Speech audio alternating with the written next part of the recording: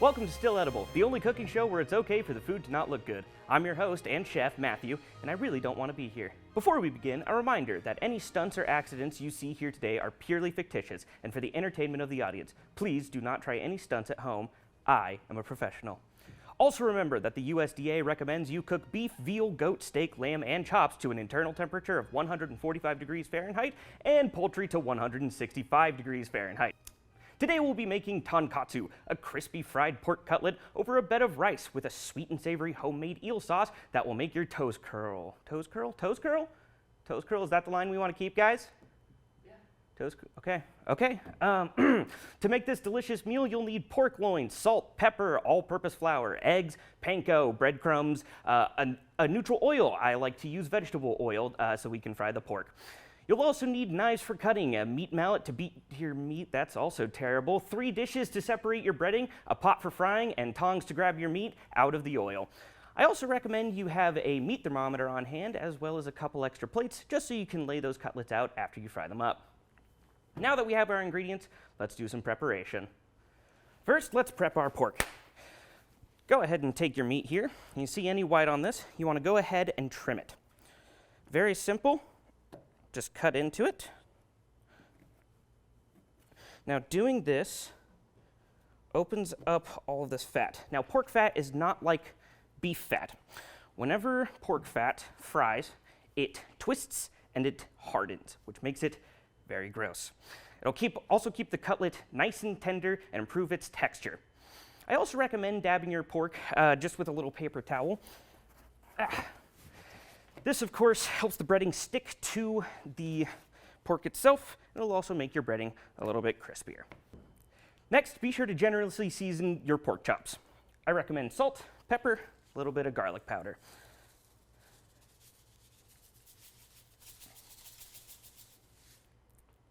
Good enough. Oh,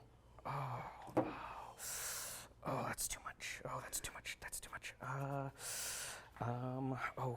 That's too much. That's too much. Oh, that's a mess.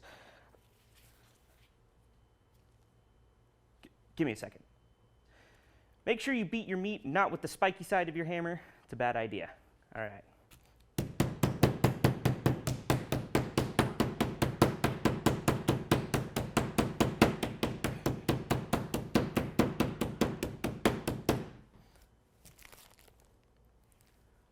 I tore my baggie. Okay, take this out of the bag. Did you get that? Now let's set up our breading station. Set out 3 shallow dishes. In one dish, crack an egg and whisk it. Oh, that's so much shell in there. Till it's a nice runny consistency, something close to what you would scramble eggs with. Next, fill a dish with panko and another one with flour. I don't think I have enough flour. Do we have an extra bag of flour?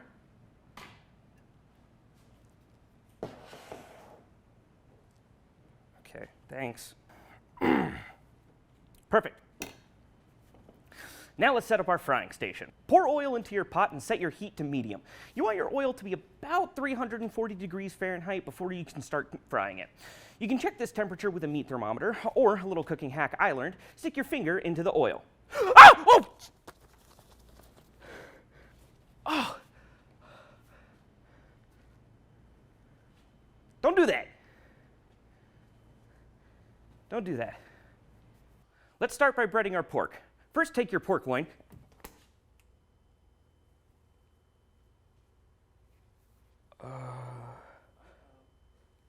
One second. Okay, first, we drag our cutlet through our flour, making sure to get it nice and coated. And we dredge it in our egg. Very simple. All right, and finally, cover that bad boy in breadcrumbs. Shake off any excess. Gently lay your cutlet into the oil and let it cook for 1 minute on each side. Where are my tongs? Found them! The part of the cooking show they don't tell you about, where you just kind of wait for the meat to cook. Just another minute here.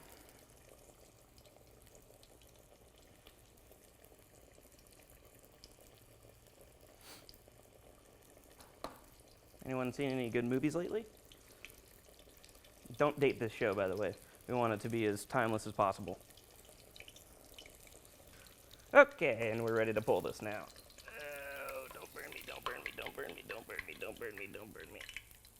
Hey, that's not terrible looking.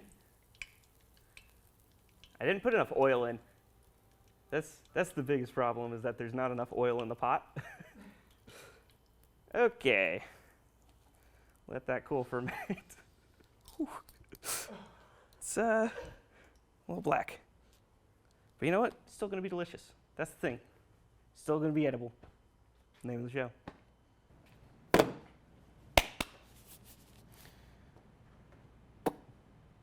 Huh. Fun fact. I forgot.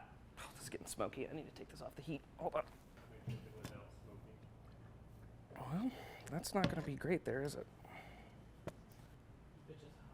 Yeah, to keep it warm for when we do the double fry, because I do need to fry it a second time. What the is wrong with me? Why did I just do that? Fork woodwork.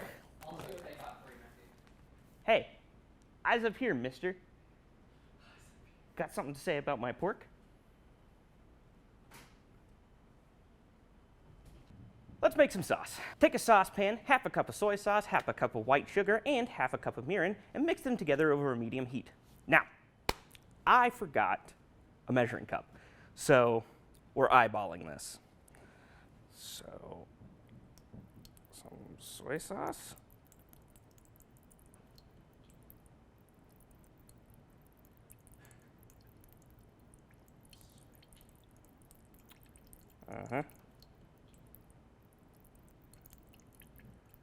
How's that look, gang? If you put a little too much of one thing, make sure you match it with the rest. Oh, no. Oh, boy. Okay. Oh, all over the fork. Say that's good. Assistant, would you hand me the scoopy thing from the flour thing? I think. Let's see, how many is this? A tablespoon? Anyone know the conversion? Tablespoon to half cup. Ooh, yeah. Hey, stir this concoction gently until it's reduced to about 3/4 of a cup. Now, once again, no measuring cup here. Also, forgot a spoon, so we're stirring with a fork. Oh yeah. That's being stirred, all right.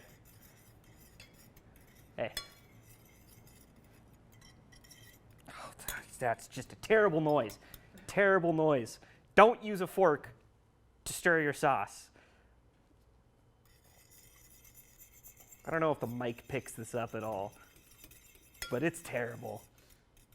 Now, if you guys are looking for a really good way to ruin good cookware, it's this. Alternatively, you could just hit it with a knife. I think I need a little more mirin in here.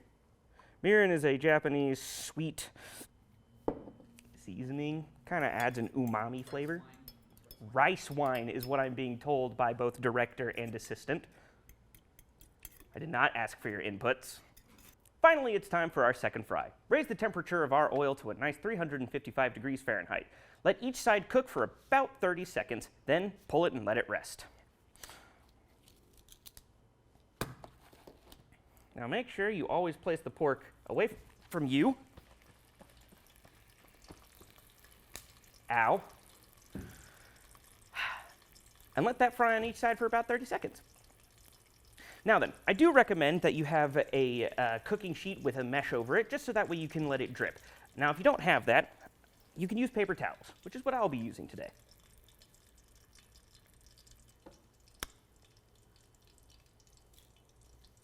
I don't have a watch.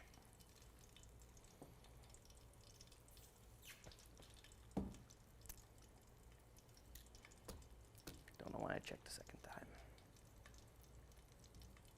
All right. Oh, jeez.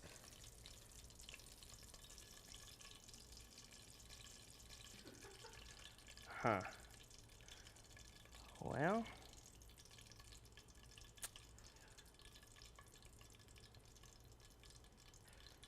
That's not bad looking. We'll just ignore the bad looking side. Hey, look at that. That's pretty good. So we'll go ahead and put that down. Let that dry.